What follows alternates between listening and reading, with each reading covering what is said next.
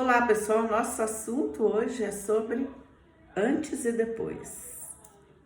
Mas antes eu quero que você nos ajude a divulgar o nosso trabalho, o nosso canal do YouTube, Lígia Lima Método Ligue. Por que eu peço isso a você?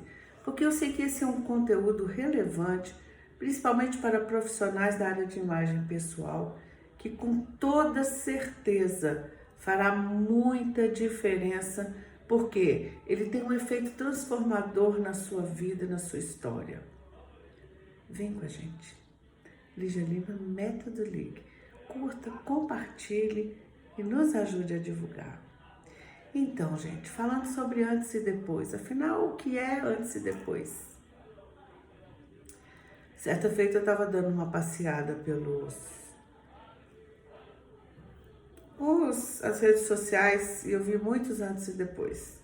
Trabalhos maravilhosos, trabalhos assim, acima de qualquer suspeita. Mas eu observei uma coisa, muito poucos eu via nos olhos da cliente uma reação de plena satisfação. Por quê? Tem muitas maneiras de se criar o antes e depois. Um bom conhecimento técnico é mais do que suficiente para se criar o antes e depois indiscutivelmente maravilhoso. Mas o que eu quero trazer para a gente refletir hoje é se o que o cliente espera do profissional é um antes e depois que fica estonteante, maravilhoso, e que se viva diante do espelho um momento de êxtase pela beleza que se vê. Eu acho que todo mundo quer isso, né? Mas o que é mais importante do que criar uma imagem que naquele momento seja extasiante? Mais importante é criar uma imagem que depois a cliente dê conta e que ela continue vivendo esse momento extasiante diante do espelho e dizer: meu cabelo fala sobre mim, minha maquiagem, meu acessório, seja o que for, seja qual for a sua área de atuação, até dentro de arquitetura, decoração, minha casa me representa, fala de mim. Então, o que é mais importante? Uma mera transformação, mesmo que envolva muito conhecimento técnico, ou esse prazer inenarrável de depois manter, principalmente para os profissionais de imagem pessoal? Qual que é a expectativa do cliente? Gente, vamos lá. Qual que é a expectativa do cliente quando ele chega? E será que o cliente está acostumado, ou via de regra, muitos têm, eu sei porque muitos me falavam isso, muitos têm uma frustração porque sabe que vai ficar bonito naquele dia e que depois não vai conseguir sustentar, não vai conseguir manter. Isso gera uma frustração. Eu tinha clientes que falavam assim, que me contavam, né?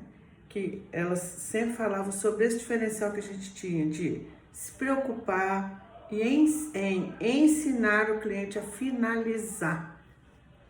Muitas vezes eu gastava um tempo a mais ensinando a cliente a fazer uma escova, algo que finalizasse, usar o secador para que ela não se frustrasse. Embora a gente procurasse fazer uma estrutura de linha de corte mas só que só a estrutura não resolve, né, gente? Existe uma coisa que se chama o tipo do cabelo, o volume, a densidade, a textura, né? Se é fino, se é médio, se é grosso.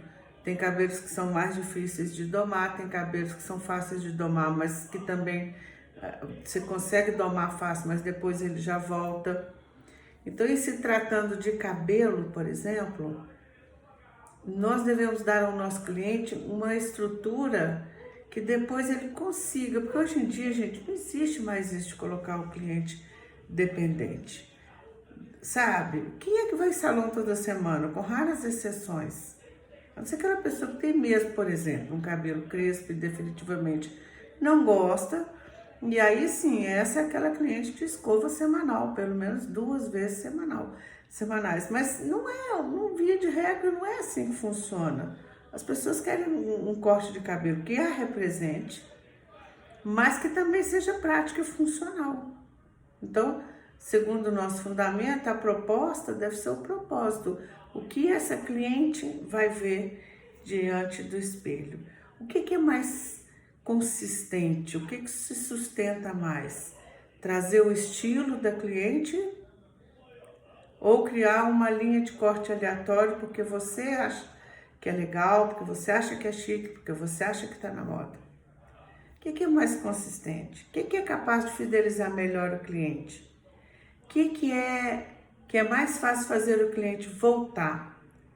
Aquilo que vamos lá, que permanece, que sustenta, que sustenta, que é consistente.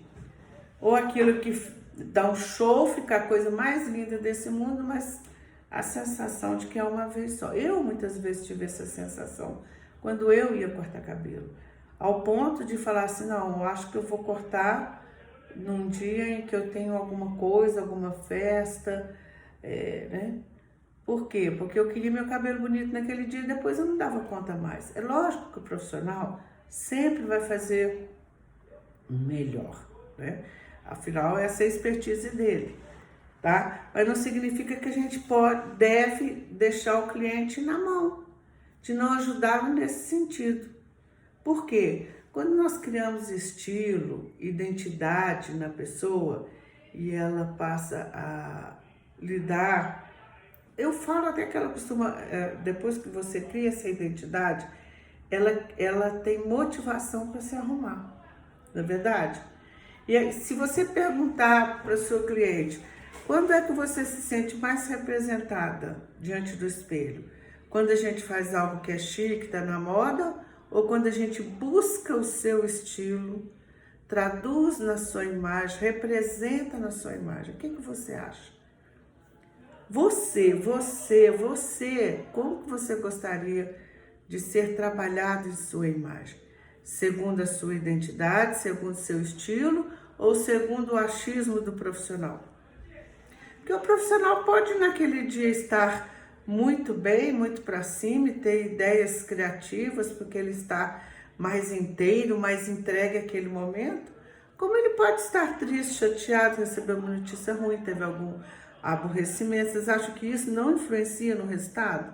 Claro que influencia, porque o quanto eu me dedico, o quanto eu me dou, afeta o resultado.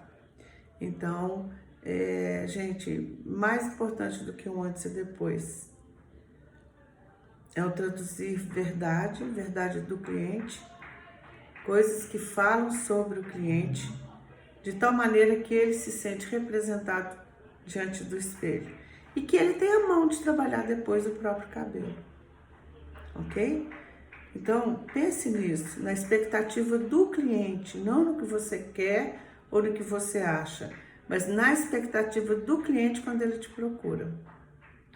Se você olhar sob esse ponto de vista, você pode só com essa palavrinha começar a mudar a sua forma de atender, sair do automatismo de fazer as coisas mecânicas e ir para considerar a sua intuição, mas ter ferramentas práticas que te direcionam, que te dão um norte, que te dão segurança na hora da decisão e decidir, e acima de tudo, decidir junto com o cliente, porque a imagem é dele, ele que vai carregar. Então, é algo que ele tem que participar ativamente dessa decisão.